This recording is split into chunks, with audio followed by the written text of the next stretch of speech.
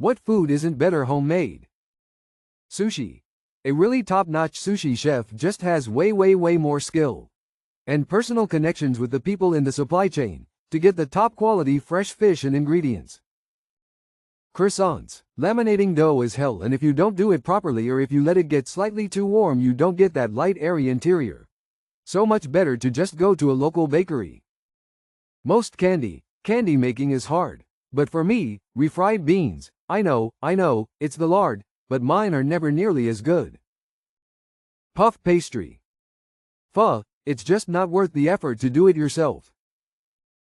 How are you feeling about the inevitable Trump versus Biden rematch? Fucking embarrassed. Tired of living through historic times. There's been no break since 2015. I need a political vacay. Annoyed. As someone recently said for my Gen X generation, in the 90s the presidents were our parents' age. And ever since then the presidents are still our parents' age. The boomer generation really needs to give up the reign they hold so tightly. Edit. Yes, Biden is from the silent generation, but that's not the point. The point is the parents of Gen X have held power for over 30 years. Time for a serious change. We need term limits and age limits and the young to vote. I have never wanted a sequel less than this. I'm tired, boss. What's an unlikely food combination that slaps? Black coffee and beef jerky. Great way to start the day. Are you a cowboy? Whenever this question comes up, it's always peanut butter with everything. Maybe the internet wasn't such a great idea after all.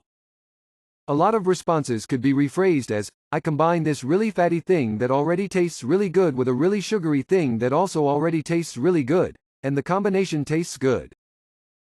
Carrots dipped in mustard. Natural sweet mixed with tart. It's pretty good actually. Cheddar and apples also slaps. Fried foods dipped in honey. Savory and sweet. Favorites include any chicken tenders, nuggets and fried okra. Goldfish on a cold cut sandwich. Edit. The crackers. Love that you had to edit. What can we all agree is an universally hated experience? Passing a kidney stone. Stepping on something wet while wearing socks.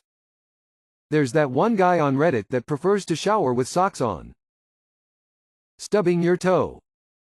The fucking flu. The body aches, the temperature changes, the trouble sleeping, just the all-around inability to function at your normal capacity. The longing feeling towards another whilst they've moved on. There's a door open for their return, but that doorway will never filled with their presence. A colonoscopy prep. Paper cut. Biting a fork while eating. Raise you biting your tongue. Getting your cuffs on your sweater wet.